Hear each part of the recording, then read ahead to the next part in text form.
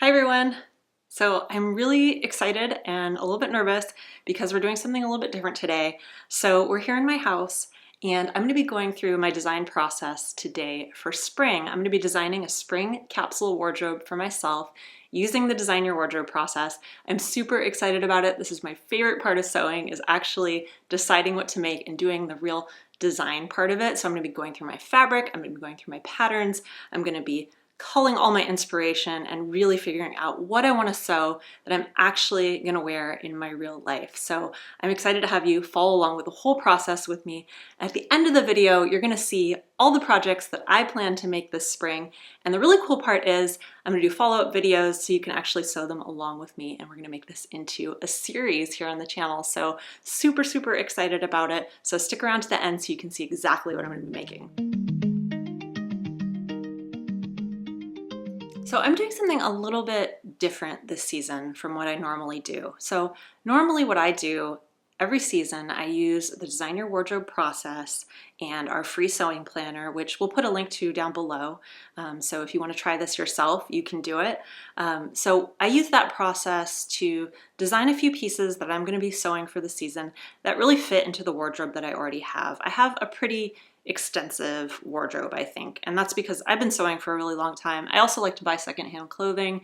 I love clothing, so I have kind of a lot of it. Normally, I just create pieces that fit into what I already have, but this season I really wanted to edit it down to a 30-piece capsule wardrobe. And just to be clear, 30 pieces, I'm not sewing 30 pieces. That includes things that I already own. I'm going to be sewing maybe 5 or 6 pieces included in that 30 pieces. And I'm going to be creating a proper capsule wardrobe. So just like a small library of 30 pieces that go together, that can mix and match. I'm not including things like shoes, and I'm also not including outerwear.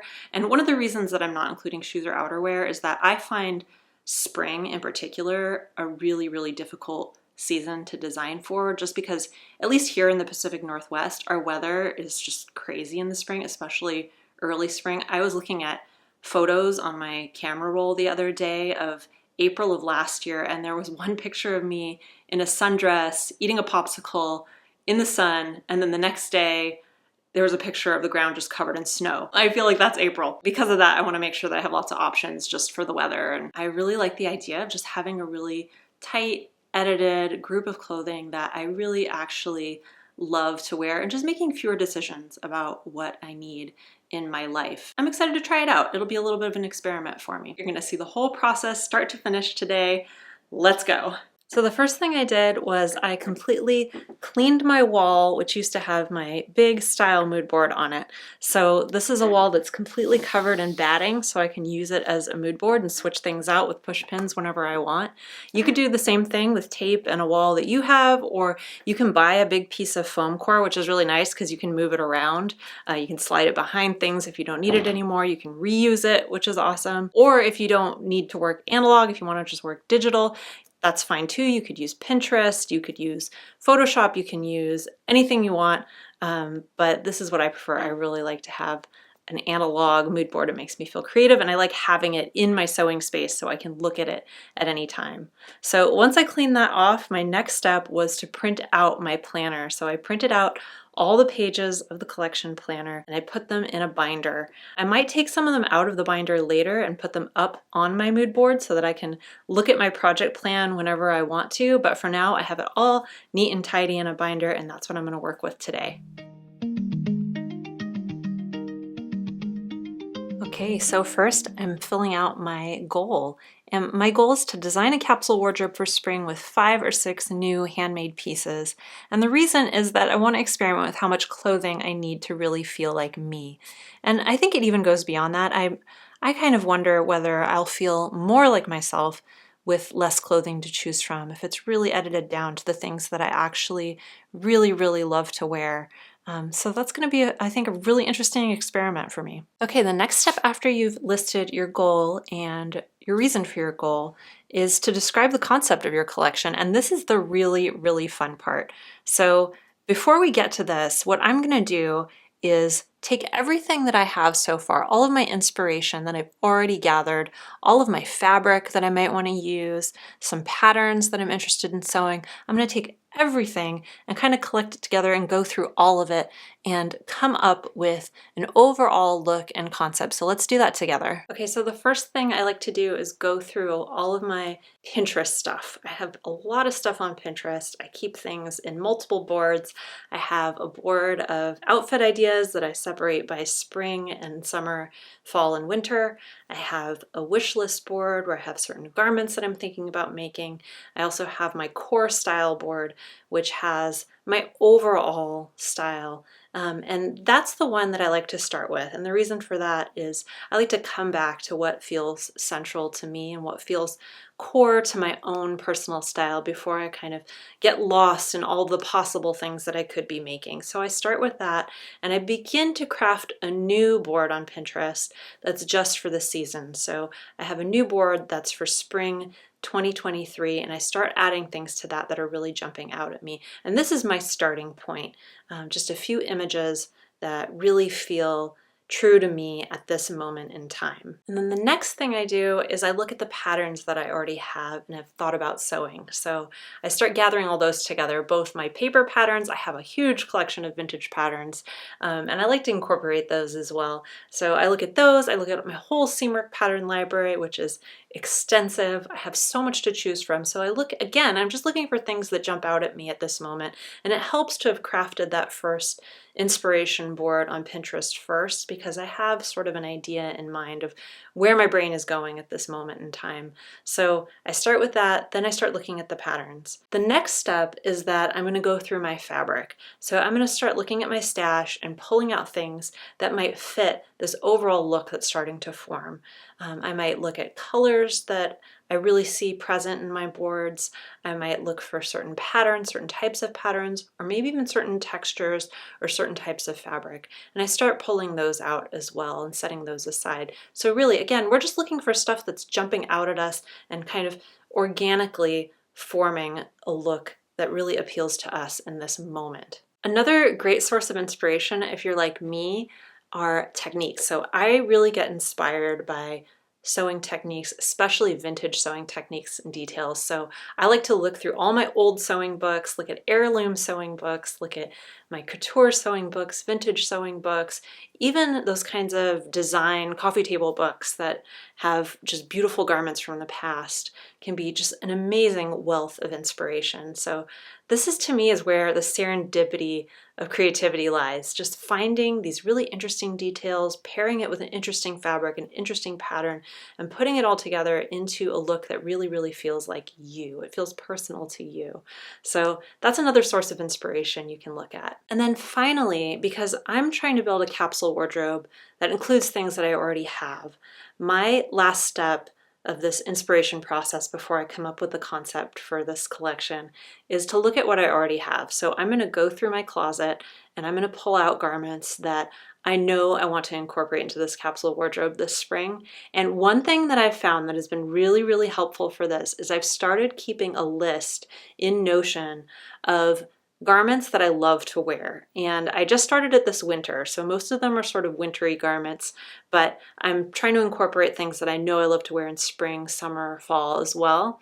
And it's been really helpful because when I put something on in the morning and it really just feels comfortable, it feels like me, I feel beautiful in it, or I feel, exactly like myself, I can list it on there and remember that garment, so that in the future when I'm designing these collections or I'm designing a capsule wardrobe or I'm just thinking about what I want to wear for the season, I have this list of things that I actually know that I love to wear. Okay, so I've gone through my fabric, I've gone through my patterns, I've created this sort of initial digital mood board on Pinterest here, and what I'm noticing as I go through it, especially as I look at these images that I've pulled, there's a certain kind of 90s vibe to it. All these slip dresses, the slip dress layered over a turtleneck, for example. It's just really 90s, reminds me of high school.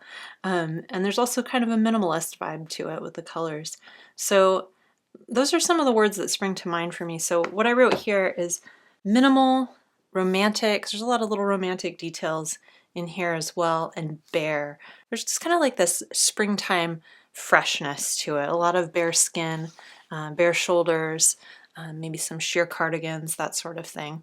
So that's what I'm going with, and my collection is called, what should I call it? I think I'm going to call it 90s Romance. And that really, I don't know, this pattern that I chose here, this vintage pattern that I found in my stash is actually a Laura Ashley pattern, probably from the 90s, maybe the early 2000s. This is a really pretty empire waist dress with a gathered top. And to me, that's the epitome of 90s romance. So that's my collection name. All right, so next up are the criteria. So let's take a look at these. So you can list up to 3 life contexts that you want to design for. So those are different areas of your life that you might need different types of clothing for. And I've only chosen one. I really have a pretty simple life, so I chose working from home. Most of the clothing that I wear when I work from home is clothing that I can wear pretty much anywhere. And I'm not really worried about special occasion stuff. I'm not really including that in this capsule I'm designing. So for working from home, the criteria that I wrote for this context is, first of all, comfy with 3 exclamation points. It's really important that I'm comfortable when I'm working from home, or I just won't even wear it. Layerable, because as I was saying before, spring is kind of a tricky season, especially here in the Northwest. So it can be really cold one day and really warm the next day. So I need things that are going to work for the whole season. Mix and match, things that are going to go together. And then I wrote not leggings. I wear so many leggings during the fall and winter. I just wear leggings and sweaters practically every day, and I'm really, really sick of it. I feel like I'm barely even getting dressed in the morning. So anything that will be pretty enough and comfortable enough and make me feel good enough that I won't want to put on leggings is going to be a winner. So that's another one of my criteria. Okay, next up we have this space for creating a mood board. So this is another really, really fun part. So we've already created this Pinterest board here by kind of editing down all of those images that have been inspiring us over time and creating an edited down version. Mine has about 57 pins in it. So this is a little bit different because this is going to be edited down even more, and then we're going to add in some texture. So we're going to add in some swatches, we're going to add in some images that just kind of convey the mood that I'm going for, and we're going to create something that just really speaks to what I'm trying to create in this next season for myself. All right, so I've printed out a whole bunch of stuff for my mood board. Oop, there goes one. A bunch of stuff for my mood board here, and I've got a whole bunch of fabric that I've pulled out of my stash that I think kind of coordinates with what I'm already thinking for my mood board, so let's start building it. Right, so now I'm just starting to pin things up on my wall and see what looks good together, what's really working for me, what's not. I can edit things out as I go, make decisions as I put stuff up, and I'm really noticing some things that hadn't stood out to me before. I'm noticing that I have a lot of this kind of raspberry pink color mixed in that originally I hadn't really thought would be part of my spring palette, but now that I see all these images together and see that this is something that I've been drawn to and how wonderful it looks with these other colors that I've chosen, this kind of pale blue, this kind of light camel color, the white, the black, I feel like maybe this is something I might want to incorporate into my project. So it's interesting to see where the mood board process takes you. Okay, so the next step is going to be to build a palette. So I've already gone through all my fabric and found a bunch of fabrics that I think fit my mood board. And the next thing I'm going to be doing is building a palette by taking those fabrics and dividing them into neutrals, basics, and statement colors. And also I have a section here for prints. So I like to start with my neutral colors. So here I have a white fabric, a black fabric, and this kind of light beigey fabric. Those are going to be my neutrals. Next I have my basics. So under basics I just have this beautiful light pink silk, and I really don't have very much of this fabric actually, so I probably won't actually end up using it in a garment in the end just because I don't have very much of it, but it still stands in for the kind of color and the kind of texture that I want to have in this final wardrobe, so I'm including it here. So it's okay if you don't have all the fabrics you're going to be using as you go through this exercise. you can have fabrics that are just close enough. You can always swap things in later. And then I have my statement color, which is this beautiful cornflower blue fabric. I actually used this to do a Benning dress not too long ago, but I want to use something like this for the Grace slip dress, I think. So I have that in there. And then my prints, which are kind of a classic gingham. This is a gingham linen in these same kind of beigey colors. And I have this nice floral on a black background with lots of white space in between, this kind of scatter print. So those are going to be the kinds of prints that I want to use. So this kind of gives me an overall feel for the colors and fabrics that I want to include in this. Okay, the next thing we're going to do is build some looks. So looks are basically outfits. So these are the outfits that are going to comprise your entire wardrobe or the little mini wardrobe that you're building for the season. So here I put the life context for this look. So for me, that's going to be working from home, as I talked about before. There's a place to write in the garments that make up this look. There's a place for inspiration. So here's where I add in inspiration for the complete look, just so I have kind of a picture in my mind of how I'll actually be wearing this in real life. It's a great place to put little details or maybe little accessories, things like that, that you plan to wear with whatever these garments are. And then a sketch. So the sketch is all the different garments that will go into this look, and it kind of gives you a complete picture of how you'll actually wear it and how it's going to fit into your life. Okay, let me give you a quick tour of the 4 looks that I designed for this season. So I've got the first one is a lightweight cardigan with a slinky dress. So the slinky dress might be a slip dress, or it might be another type of slinky dress like this empire waist dress here. But those are 2 pieces that I think I could wear a lot. And just to be clear, these looks can incorporate things that I already own. So I already own lots of nice sweaters, cardigans, pullovers, and I'm going to incorporate some of those into my 30-piece capsule wardrobe. And this really helps me to kind of suss out what exactly I might want to include in that capsule wardrobe as well. So that's the first look. The second look is these wide leg slinky pants with a lightweight sweater with maybe a t-shirt or a camisole underneath. My third look is a ruched long sleeve tee with bootcut or flared corduroys. And then my final look are my trusty overalls that I wear all the time, and I want to make some kind of a voluminous top to go underneath them. So I really like the way that looks in these inspiration pictures, and that's something that I actually wear quite often. So I want to take something that I already own and wear a lot, my overalls, and add some new spice to it with a new project. So those are my looks. Okay, so now we've gone through this entire design process, and it's time to take a look at what I'm going to be making this season. I'm super excited about this plan, so let's take a look. Okay, we're kind of in the final home stretch, and we're going to actually be creating project plans. So for this, we're actually taking everything that we've chosen so far, all of those design decisions, that entire look that we've created, the sort of world that we've dreamed up, and breaking it down into actual projects that you can sew. So this is, for me, this is a really exciting part, because this is kind of where the rubber hits the road and where you get to really think about things in detail.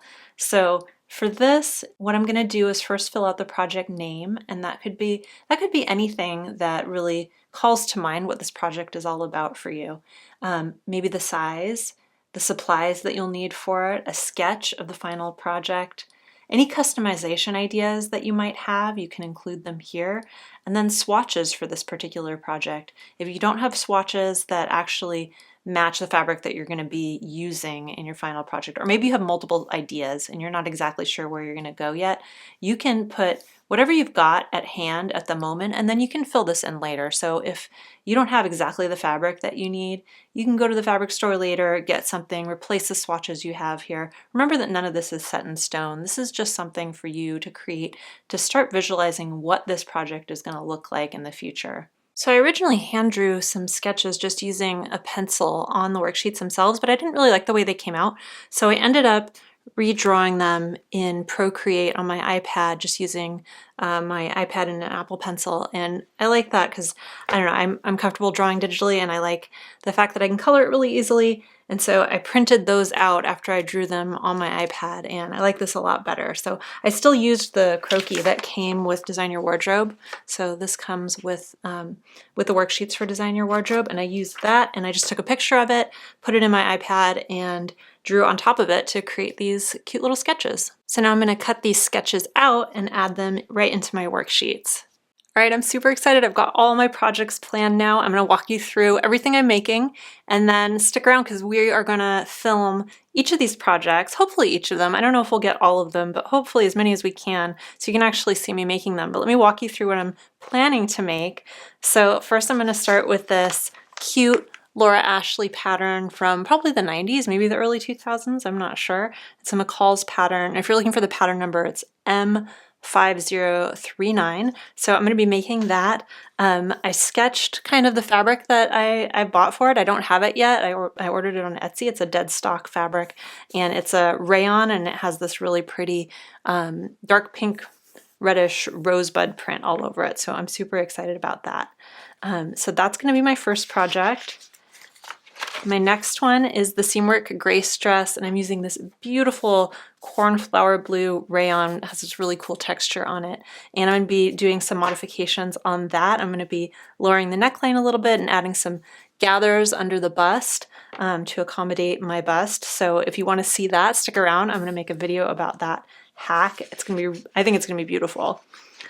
The next one is the Seamwork Chelsea jeans, which I'm going to make in a blue corduroy. I don't have the fabric yet, so I found this cornflower blue fabric that I had left over from a Benning dress that I made last year, so I included that instead just for now until I get my actual fabric. And I'm going to do a little hack on this. I'm going to raise the flare up a bit, so instead of the flare starting at below the knee, it's going to start more from the lower thigh area. So we'll see how that goes. If you want to see that one, I think it's really gonna give the jeans a different look. But I'm excited about it because I love the shape of these. I think they look amazing on everybody. They make your butt look really good. The pockets are so cute. I love patch pockets on jeans. I'm really, really excited to make these.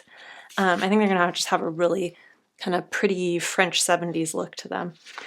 And then the next one is the Seamwork Goldie. I actually don't know what fabric exactly I'm going to use for this. I'm thinking probably a rib knit of some kind, which I don't have yet.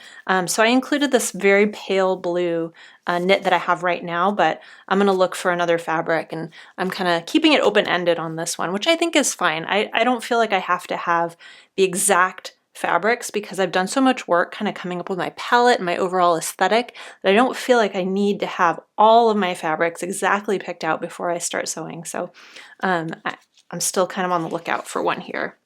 And then if I can turn the page, the next one is the Seamwork Ames, which is this very billowy, beautiful blouse, and it has this really cool bib on the top, so bibbed yoke. So I want to add some kind of embroidery. I bought this step-by-step embroidery book recently that I'm really excited about. It has so many different stitches and ideas on it. I also bought another one that was specifically about beaded embroidery, so I'm going to look through these and pick out something that I want to do. Just to add a little interesting detail here, I'm probably going to make this in just a plain white linen, which I already have. I have the swatch right here. I may change that up if I find something that really takes my breath away, but I think a plain white linen with some beautiful embroidery is going to be really, really cool. And then I have the Seamwork Joss. I think this is my last one. So the Joss is just an elastic waist, kind of billowy pair of pants, and I just know I will wear these. I'll just wear the heck out of these in the summer. So I chose this beige rayon, which is originally I was going to do silk. I really wanted a pair of silk, really billowy, soft, breezy trousers for the summer, for the spring and the summer.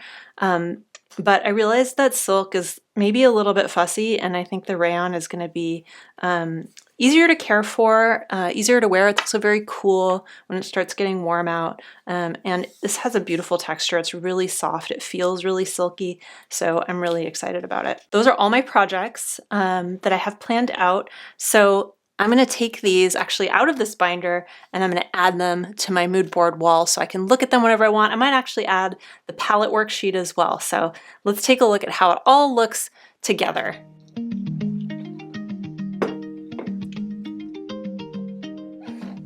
All right, I'm going to show you my finished plan now, but I hope you can hear me over Rusty's purring because he's right here and he's enjoying himself. He's making some biscuits. Okay, so that's it. That's my finished plan, and I'm super excited about spring now.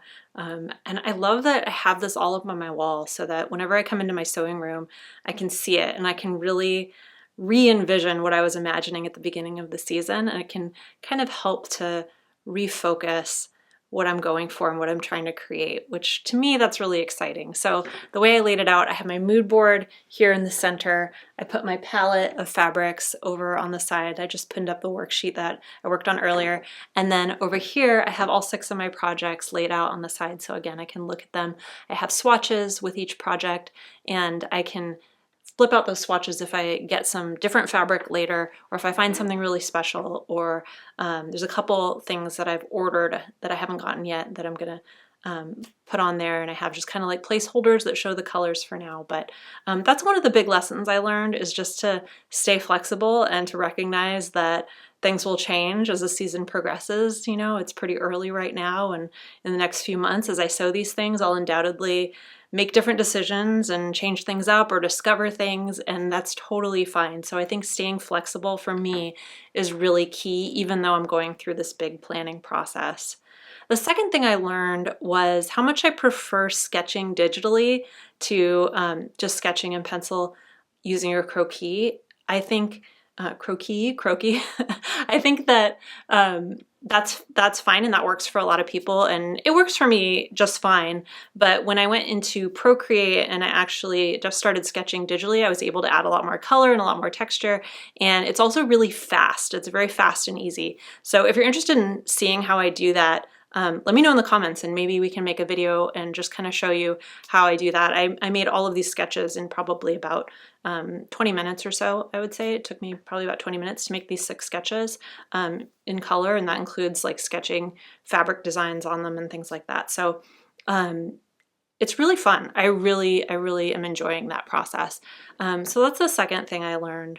I think the third thing that I learned from this whole process was just how important it is to have a process and to have an approach to doing these kinds of design exercises. Because I think for me, I can really spin my wheels when there's just this wide open canvas and you can do anything you want. With sewing, you can do anything you want. You can pretty much create anything you want. And I think that can be intimidating when you're just starting out. It's like a writer looking at the blank page. And so I think having a creative process that you can return to again and again, like Design Your Wardrobe, for me is really valuable. So if that's something you're interested in learning about, again, we'll put links to that down in the description below so you can check it out. I highly recommend it. It's really fun. And if that doesn't work for you, just having some kind of process that you can return to again and again, I think is awesome and can really get your creative juices flowing. All right, so again, if you want to do this process yourself, you have a bunch of options. So you can either download our free planner, we'll put a link to that in the description below, which is the collection planner that I used throughout this video. You can get that totally free. You can also join us for a session of Design Your Wardrobe. We have one coming up, and in those we have thousands of people join us and we all design our wardrobes for the season together. It's really fun. It's really inspiring to see what other people make. You can do that as a Seamwork member for free. We'll put a link to that below as well. If you're a Seamwork member, you can also do the Design Your Wardrobe program at any time on your own as a self-guided program. So we have an option for that as well, and we'll put a link to that down below as well. And if you're interested in more of the nitty-gritty details, like making a mood board or sketching, or maybe getting just a little bit deeper into those subjects, we have videos on all of that stuff here on the channel. We have a playlist called 5 Weeks of Wardrobe Planning Tips, and we'll put a link to that in the description below as well. All right, well, I will see you in the next video. We'll be making some of this stuff really soon together. Super excited, and I will see you. Have a great rest of your week, and I'll see you next time.